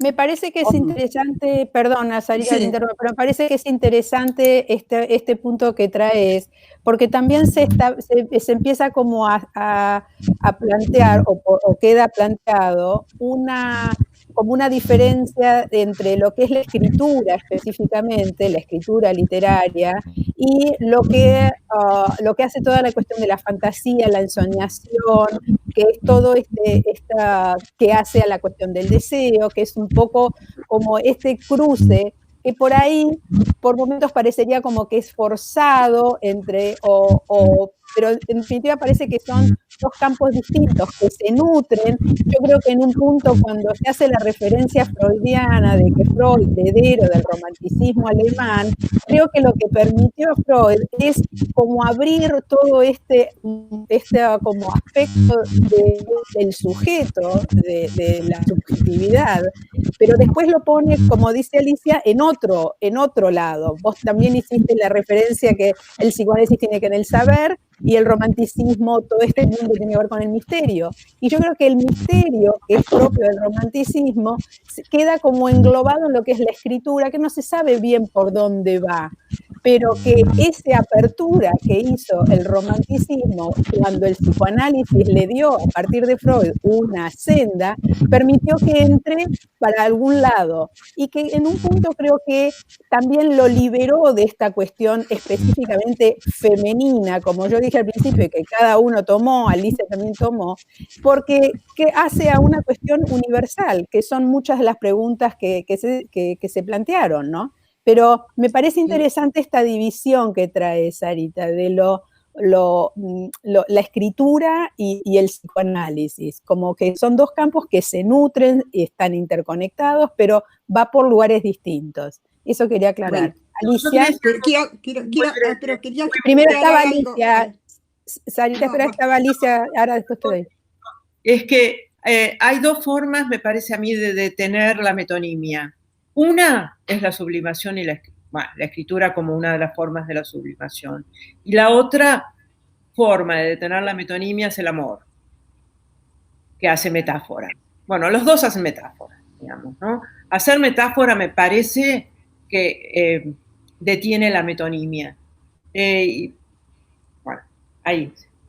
Bueno, Sarita. ¿Está mi micrófono? Sí. ¿Se me escucha? Sí. Sí. Yo me permito discutir o intercambiar con mi otra Sarita, con mi tocaya, cuando ella dijo que la ensoñación no era tan importante frente a la escritura. Y me acordé de muchos escritos que fueron escritos a partir de un sueño o de un sueño. Por ejemplo, Frankenstein, la Mary Shelley, plantea que después de haber soñado, un sueño que muy interesante, ella al día siguiente, a partir de ese sueño, se puso a escribir Frankenstein.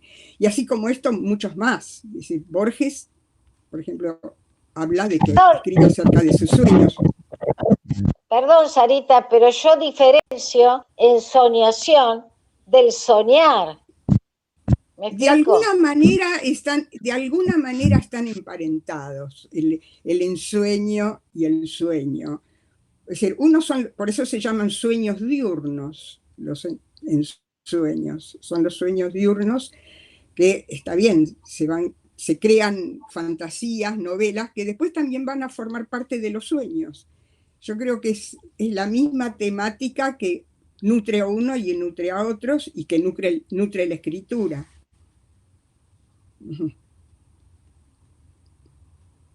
A ver, bueno. ¿Quién quiere aclarar? Sí, agarro. A ver, a mí me parece que los recorridos de la escritura tienen otro tipo de complejidad. No atribuir el soñar al ensueño, tampoco al despertar de un sueño y con el recuerdo del sueño producir escritura. Bueno, Durero se despierta de un sueño, no produce escritura directamente, pero produce un cuadro. Se despierta de un sueño y escribe, en el cuadro escribe, porque a diferencia de otros cuadros, pone el relato de su sueño y escribe y pinta su cuadro. Y es al despertar de un sueño. El sueño suele generar creatividad. Perdón, pero a lo que me refiero es que es un proceso del cual no hay relación directa. A eso me refiero. No, es la misma situación que generó el sueño, después generará la escritura, que generó el ensueño. Sí, pero por supuesto que se procede con otras es el devenir mucho en el ruido. terreno de la escritura. Hay no todo sé. Sí. No escucho nada.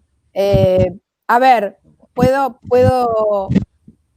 silenciate, Sara, un poco porque tu audio está medio... Ahí está. A mí me parece interesante esta especie de... Silenciate, Sarita, silenciate, Sara Cohen. Silenciate. Ahí está. Hay algo en tu audio que no anda bien.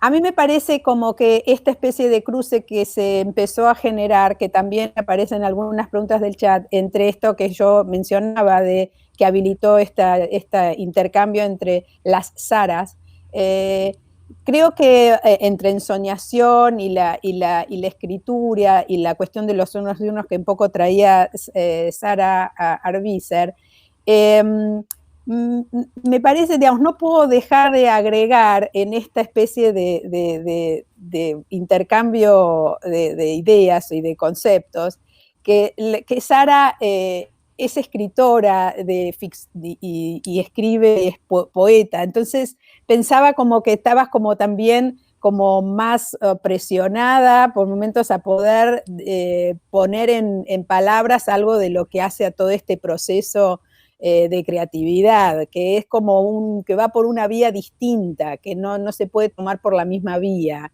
No sé si Alicia, vos como tercera, podrías habilitar como una posición en tanto psicoanalista y lectora, ¿no? Muy lectora. Yo creo que, yo no sé cómo se produce en cada sujeto que escribe una obra, ¿no? Eso no me animo a decirlo. No creo necesariamente que haya una relación de exclusión entre la ensoñación y la creación, como esa exclusión de Madame Bovary entre el amor y el matrimonio. Creo que no, pero creo que es cierto que la ensoñación para Freud, y como decían en el chat, está bastante ligado a una producción más masturbatoria, y en cambio la sublimación me parece que tiene como un efecto un poco, pero no sé si no es pasando por algún, por la, vamos a llamarlo así, yo sé que no tiene buena prensa, por la imaginación, ¿no? Es verdad, sí, no es que no tiene buena prensa, pero está bien la aclaración. Es necesaria. Flaubert recibe la noticia del diario, pero él no escribe la noticia del diario, él escribe una obra. Y hay algo de imaginación en esas descripciones. Bueno, tenía muchas ganas de contar que hay una descripción de una torta de bodas que es un delirio total. La torta de bodas del casamiento de Emma es absolutamente... Y de una especie de sombrerito que tiene Charles Bovary cuando entra al colegio el primer día, cuando es joven, cuando es chico, y tiene un sombrero que es también un delirio, ya la descripción sola. Entonces, yo digo, ¿cuánta imaginación puso Flaubert, que pretendía ser un escritor muy realista, digamos, en eso que hizo? Después, me parece, bueno, yo vi otras preguntas que son muy interesantes también, perdónenme si los saco de esto, que es la cuestión masculino-femenino, ¿no? Y hasta qué punto la histeria, creo que decía Juan Pineta, no tiene que ver con el modo de desear habitual, digamos. Si siempre una mujer puede ser una mujer, una verdadera mujer al estilo medeico, o si la mujer va de la posición histérica a la verdadera mujer como una especie de vacilación, de basculación por lo menos, ¿no? Y en ese sentido, bueno, no sé, me es muy difícil valorar la cuestión de las poetas o de los poetas, si quieren, porque yo sé que hacen algo con la palabra que no está en el orden de la ensoñación, eso sí, es verdad, que hacen un deshacimiento de lo imaginario, se curan un poco de lo imaginario escribiendo, eso diría yo. Esto habilitaría, esto es una pregunta que se me, a partir de esto, y también creo que vos, Alicia, hiciste una referencia. ¿Cómo habilitaría esto el campo de la sublimación? Digamos, ¿de qué manera esto lo podríamos asociar o relacionar en la cuestión de lo sublimatorio? Digo, lo digo porque vos lo dijiste al pasar, lo de la sublimación. No, yo digo que Emma Bovary, si en vez de tanto empeñarse en llegar a París, al lugar a donde nunca llegó, hubiera escrito, hubiera podido resguardarse en, digamos, si tanta cosa que ella tenía en su cabeza la hubiera podido plasmar en una obra, digo, como uno dijera, bueno, si Hamlet hubiera hecho tal otra cosa, nos hubiera muerto, o sí, ¿no? A lo mejor hubiera podido entrar en un camino diferente de aquel que la lleva a esa especie de pasaje al acto, escena terrible del final, ¿no? Pero bueno, me parece que para sublimar, en el caso de Emma o de cualquiera, hay que dejar de mirarse en el espejo. Es una buena punta. A mí me gustaría que vayamos como cerrando y si cada una quiere hacer como alguna especie de reflexión final y personal respecto de alguna cosa que quieran tomar. Sara Arbizer. Son muchos, sí, no, yo levanté la mano para intervenir en lo de la sublimación, ¿no? Pero como que, bueno, lo que dijo Alicia, si Hamlet hubiera podido escribir o si Madame Bovary hubiera podido escribir, pero bueno, no tenían esa posibilidad porque, bueno, no todo el mundo puede escribir, ¿no? no tiene esa capacidad de desplazar la situación directa, la satisfacción directa a una satisfacción sublimatoria. Y me acordé de un dicho de Julia Kristeva, ¿no? que siempre generó mucha polémica. Julia Kristeva decía: el que no está enamorado, no se psicoanaliza o como dice, da tres posibilidades, ¿no? O está enamorado, o se psicoanaliza, o escribe, ¿no? Si no, no está vivo. O sea, tiene que estar tiene que cumplir alguna de esas premisas para estar vivo. Algunas, no las tres. Las tres, claro, claro. Es mucho, las tres creo que es imposible. Es mucho, es mucho.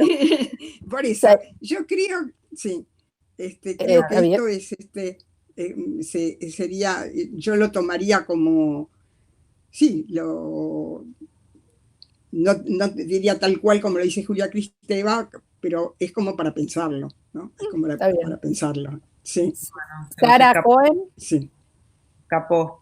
Se escapó Sara Cohen. Bueno, Ali, ¿querés hacer algún...? Yo lo que quería decir es cómo cierra el libro de Bovary. ¿Recuerdan cuando hablé de Homais, el farmacéutico mediocre? El tercero. Pero que es digamos, Bovary se suicida, arrastra a la muerte y a la devastación a su familia, al marido, la hija termina abandonada, pero en el último renglón de la novela, Flaubert dice: Homais recibe la Cruz de la Legión de Honor. Ah, ¡buah!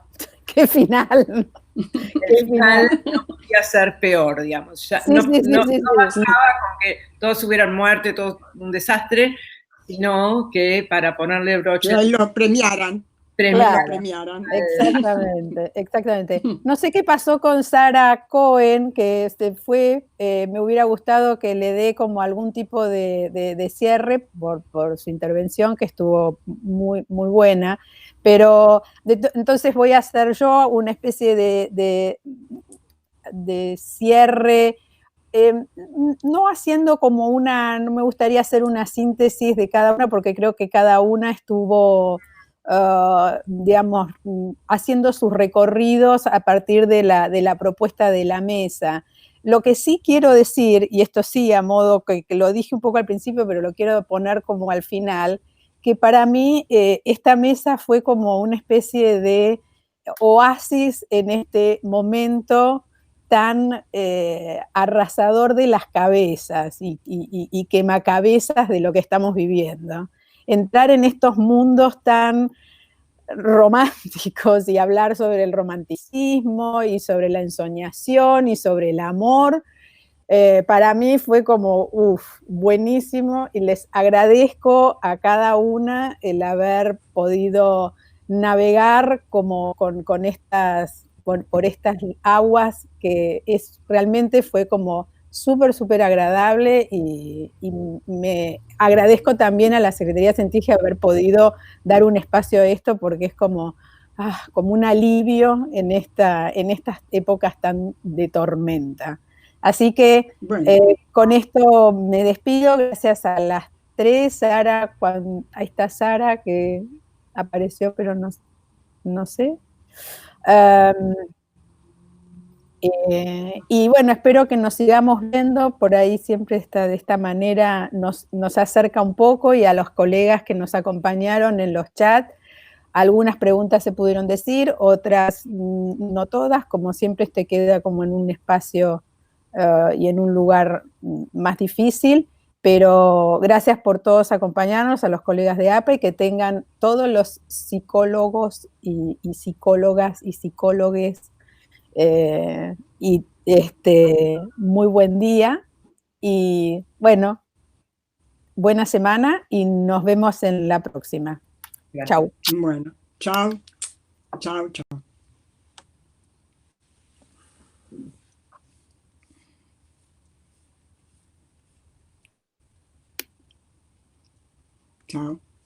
Chao. Chau. Chao. Todavía estamos Chau, Sarita. conectadas, parece. Sí, Chau. no nos queremos Estuvo muy ir. linda.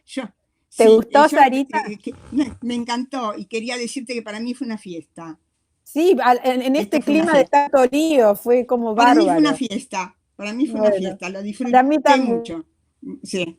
Chao, buena Bueno, semana. una alegría, una alegría. Chao. Chao.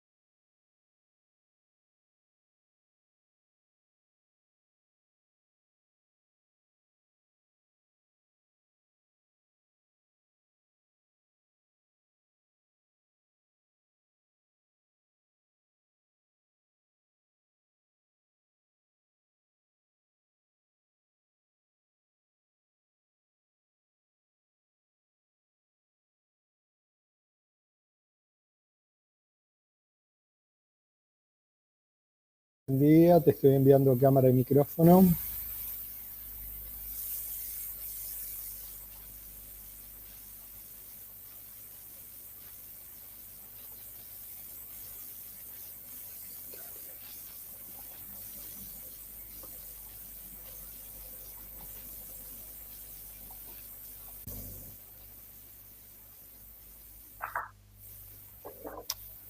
¿Cómo estás, Patricia? ¿Qué tal? ¿Cómo te va, Guillermo? ¿Qué tal está la conexión? No la veo todavía, dame un segundito. Bueno, bárbaro.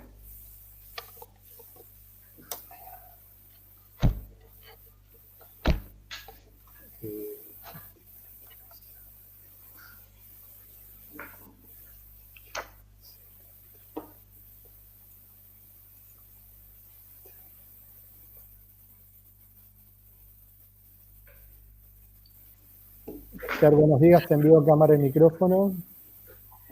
Decime, Guillermo, mientras hablan no hace falta apagar micrófono ni nada, ¿no?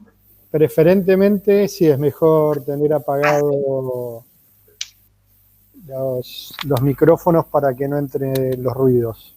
Dale, mientras hablan los otros. Guillermo, ¿te llegaron mis imágenes? Sí, ya están preparadas, quédate tranquila. Ah, genial. Ya te voy avisando entonces. ¿Sí? ¿Qué haces, Patricia? ¿Qué tal, Esther? ¿Cómo te va? Bien, ¿y vos cómo va? Bien. ¿Te gusta a quien tenemos atrás? Ahí lo veo, qué buen mozo. Qué pintón. ¿Cómo hiciste eso? Qué genial. Mira, hace un montón mandé a hacer el póster, el afiche de una Bárbaro. película. Marcelo, te estoy Está enviando cámara y buenísimo. micrófono. Muy bueno. Qué gracioso. Sí, se me ocurrió hace un montón, ¿viste? En plena cuarentena, y bueno, y por suerte me lo hicieron ahí en Taller 4. Está Bárbaros, muy bueno, realmente.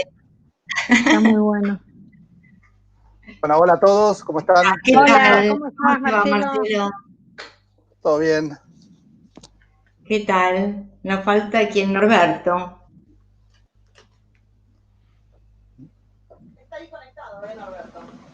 Ah, Sí. Está conectado Norberto, pero parece que no sale.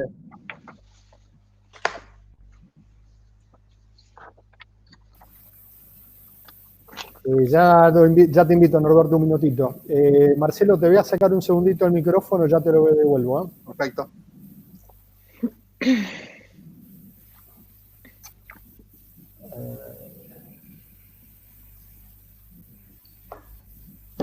Norberto, te envío cámara y micrófono, lo puedes tomar. No, todavía no. Ahora hay que, a ver, acoplar. Digamos, ¿se puede poner o lo pones vos la pantalla completa? Cuando empezamos la actividad yo pongo la pantalla completa. Perfecto. Estamos saliendo en la pantalla. Bueno. ¿Qué tal, Marcelo? Ah, está en silencio, él está silenciado. Está silenciado. Sí. Tengo yo el micrófono de él, un minutito hasta que entre Norberto. Ah, bien. Bueno, finalmente, Esther, qué suerte. Ay, sí, llegó el momento, increíble. Ay, sí. No, y lo más increíble es que hayamos hablado en marzo, porque había empezado la cuarentena, y hablamos de cuándo lo íbamos a hacer, y que estemos en octubre y que sigamos en cuarentena. Sí, tal cual, ¿no? Como una cosa que nada, hubiese pasado un día para el otro, más o menos. Sí, qué locura, ¿no? La verdad que es una locura, total. Así Es está la raro gente. todo. Loquísima, sí. Sí, todo tan raro, ¿no? Por Sí, usar un sí. eufemismo. Sí, bondadoso.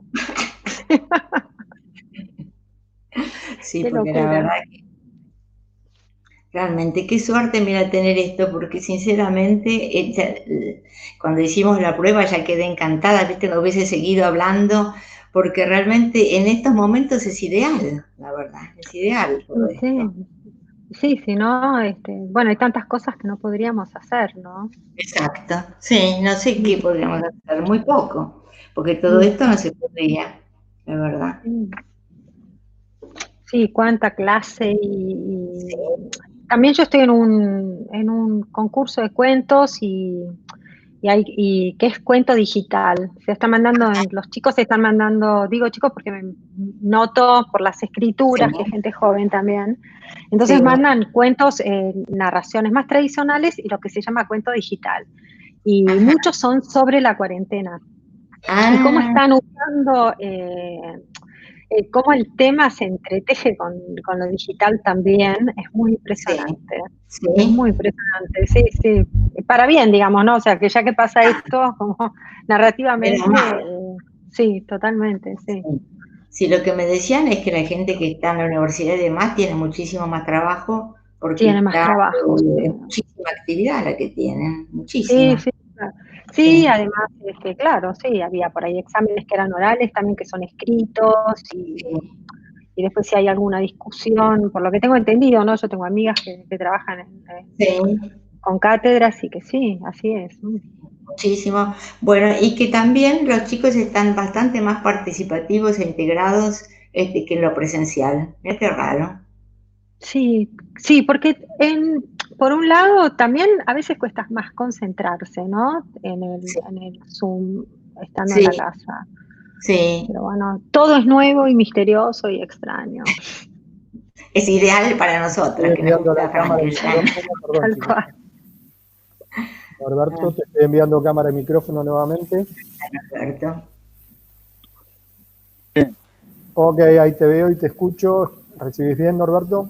Ahí me ven, ¿no? Ok, perfecto. Yo me voy a silenciar. ¿Qué tal? ¿Cómo les va?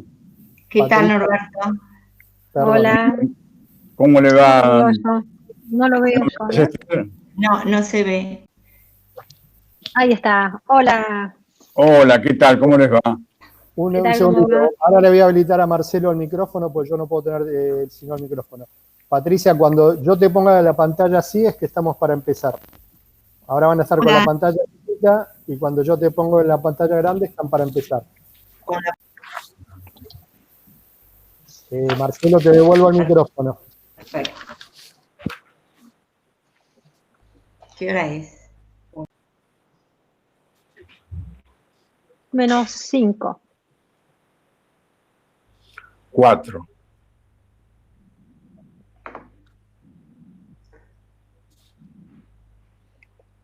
4.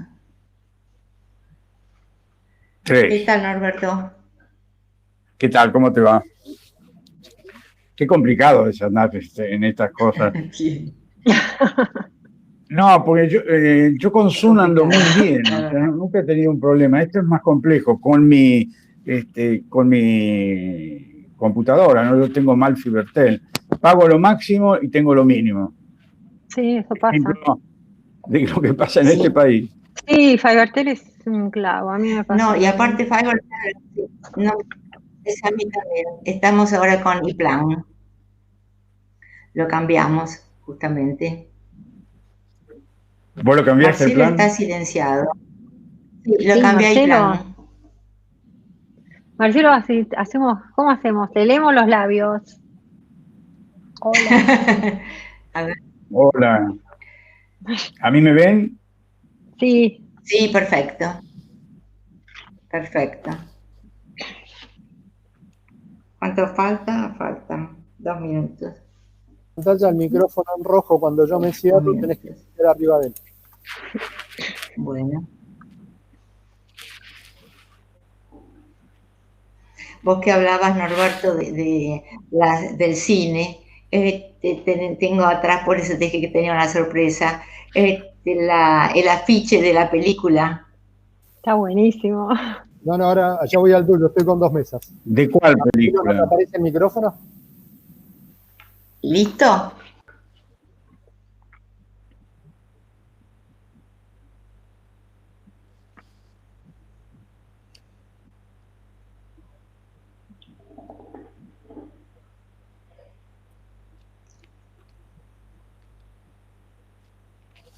¿Empezamos, Guillermo, o no?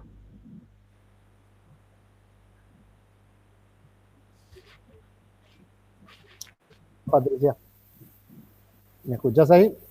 Faltan unos minutitos todavía. Faltan unos minutitos, digo. Perfecto. ¿Qué me decías del afiche que no lo veo bien? Bueno, es el afiche de Frankenstein, de la película. No porque se hay ve varias la camisa películas. y todo. Sí.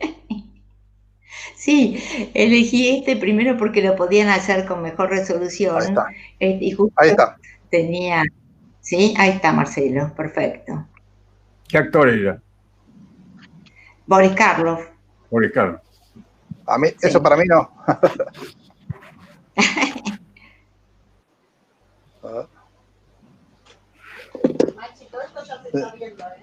A ver, ahí, ¿se escucha? Sí, se escucha. Perfecto. Perfecto. Bárbaro. Bueno. Esperemos ahora la voz de Aura.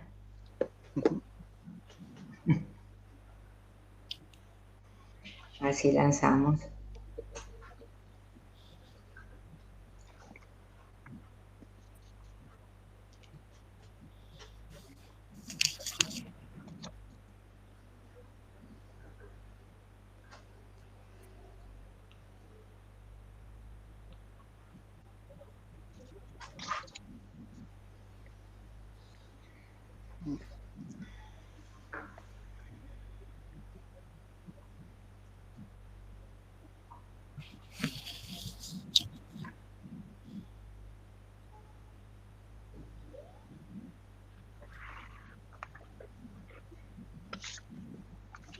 Ya estamos, ya es la 1.